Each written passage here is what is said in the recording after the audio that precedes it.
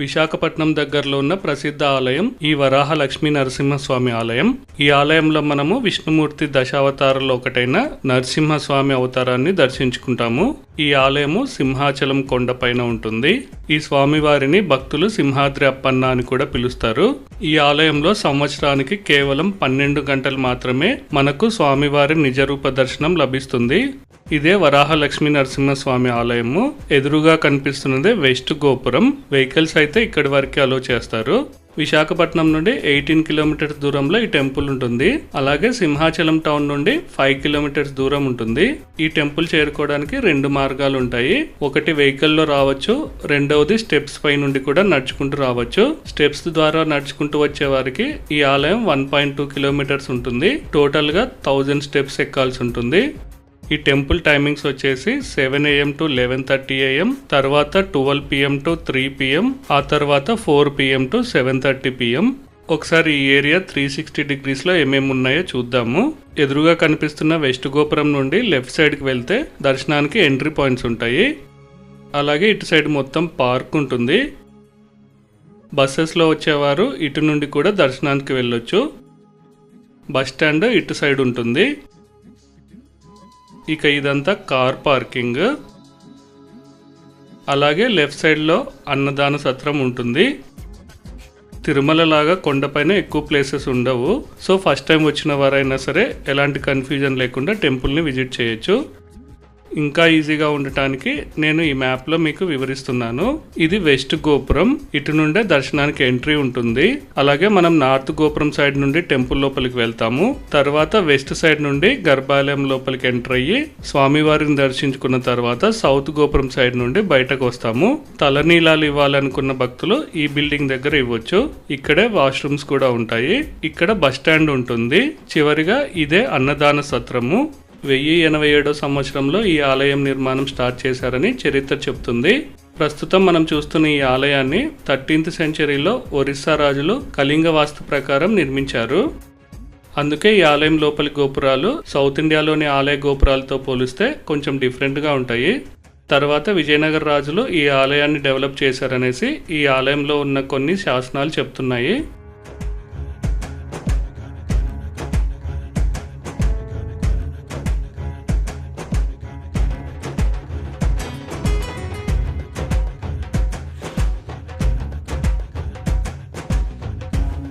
అలాగే ప్రతి సంవత్సరం చాలా మంది భక్తులు ఈ సింహాచలం పర్వతం చుట్టూ గిరి ప్రదక్షిణ చేస్తుంటారు. ప్రతి సంవత్సరం ఒక రోజు మాత్రమే జరిగే ఈ గిరి ప్రదక్షిణలో సుమారు 4 నుండి 5 లక్షల మంది భక్తులు పాల్గొంటారు. ఈ గిరి ప్రదక్షిణ మొత్తం 32 కిలోమీటర్స్ ఉంటుంది. ఈ గిరి ప్రదక్షిణ పర్వతం కింద ఉన్న మెట్ల దారి ముఖద్వారం నుండి మొదలయ్యి పర్వతం చుట్టూ తిరిగి మళ్ళీ ముఖద్వారం దగ్గర ఎండ్ అవుతుంది. తర్వాత చాలా మంది భక్తులు మెట్ల మార్గం ద్వారానే కొండపైకి వచ్చి స్వామివారిని దర్శించుకుంటారు.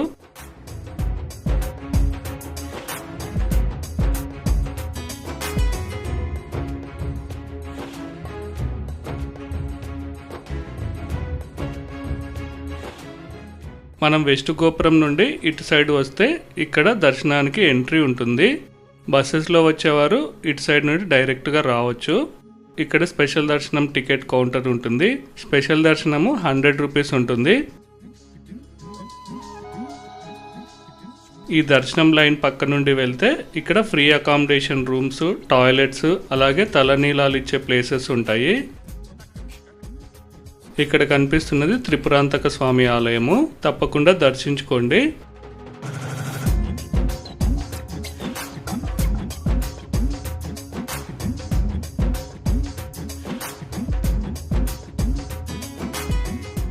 మీకు ఎదురుగా కనిపిస్తున్న వేస్ నుండే మనం దర్శనానికి వెళ్ళాలి. ఫ్రీ దర్శనానికి అలాగే 100 రూపీస్ దర్శనానికి సపరేట్ లైన్స్ ఉంటాయి. ప్రజెంట్ అయితే చాలా ఫ్రీగా ఉంది. పండుగ సమయాల్లో ఈ లైన్ మొత్తం నిండిపోతుంది. భక్తులు ఎక్కువగా లేరని మేము ఫ్రీ దర్శనానికే వెళ్ళాము. చూస్తున్నారు కదా, చాలా వరకు క్యాబిన్స్ అన్ని ఫ్రీగా ఉన్నాయి. లైన్ అయితే ఎక్కడ ఆగకుండా కదులుతూనే ఉంది. ఈ ఆలయము ఒక గుట్ట పైన ఉండటం వల్ల మనం ఇలా కొన్ని స్టెప్స్ ఎక్కి పైకి వెళ్లాల్సి ఉంటుంది. స్టెప్స్ ఎక్కాక మనం నార్త్ గోపురం నుండి ఆలయ ప్రాంగణంలోకి ఎంటర్ అవుతాము. వెళ్లే దారిలో మనం నరసింహస్వామి అవతారాలను చూడొచ్చు.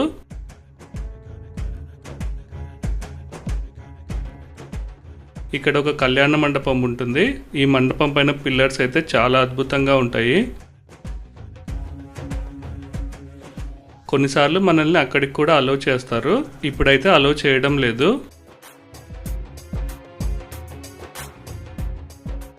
ఈ వెస్ట్ ఎంట్రీ నుండే మనం ఆలయం లోపలికి వెళ్తాము. ఫ్రీ దర్శనం అలాగే 100 రూపీస్ దర్శనానికి వెళ్ళేవారు స్వామివారిని కొంత దూరం నుండి దర్శించుకోవాలి. అలాగే మనం గర్భాలయంలోకి వెళ్ళి స్వామివారిని దర్శించుకోవాలి అంటే 300 రూపీస్ స్పెషల్ టికెట్ ఉంటుంది. ఈ ఆలయంలో ఉన్న స్వామివారి విగ్రహం సంవత్సరం మొత్తం చందనంతో కప్పబడి ఉంటుంది. వైశాఖ శుద్ధ తదియ టైంలో పాత చందనాన్ని తీసేసి కొత్త చందనంతో స్వామివారిని కప్పుతారు. ఆ సమయంలో కేవలం 12 గంటలు మాత్రమే మనకు స్వామివారి నిజరూప దర్శనం లభిస్తుంది. ఈ ఆలయంలో ఈ చందనోత్సవాన్ని చాలా ఘనంగా జరుపుతారు. ఆ టైంలో కొన్ని లక్షల మంది భక్తులు ఈ ఆలయాన్ని సందర్శిస్తారు.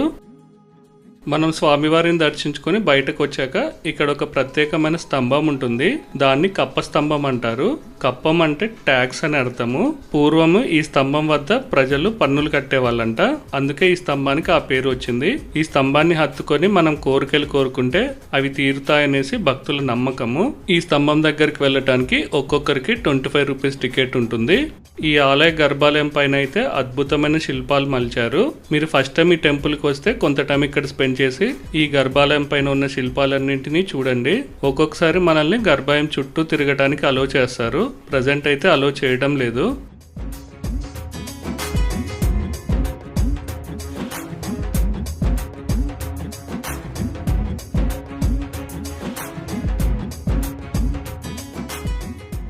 దర్శనం అయ్యాక మనము సౌత్ గోపురం సైడ్ నుండి బయటకు వస్తాము. బయటకు వచ్చే టైంలో మనకు ఫ్రీ ప్రసాదం కూడా ఇస్తారు.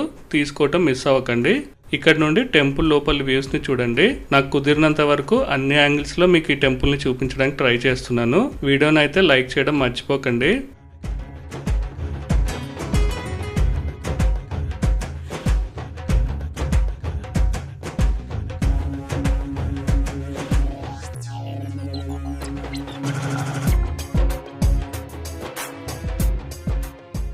సౌత్ గోపురం నుండి ఇలా కిందకు వస్తే టెంపుల్ ఫ్రంట్ గోపురం కనిపిస్తుంది. అలాగే ఇక్కడే ప్రసాదం కౌంటర్స్ కూడా ఉంటాయి. ఈ ప్రసాదం కౌంటర్స్ దాటి కొంత ముందుకు వెళ్తే అన్నదాన సత్రం చేరుకుంటాము. ఈ ప్రసాదం కౌంటర్లో మనకు లడ్డుతో పాటు పులిహోర కూడా లభిస్తుంది. ఒక లడ్డు 15 రూపాయలు ఉంటుంది. అలాగే 100 గ్రాముల పులిహోర కూడా 15 రూపాయలు ఉంటుంది. ఈ సింహాచల వరాహ లక్ష్మీ నరసింహస్వామి ఆలయానికి సంబంధించిన అన్ని డీటెయిల్స్ చెప్పడంతో పాటు మాక్సిమం విజువల్స్ని మీకు చూపించాను. వీడియోని లైక్ చేయడం మర్చిపోకండి. Thank you.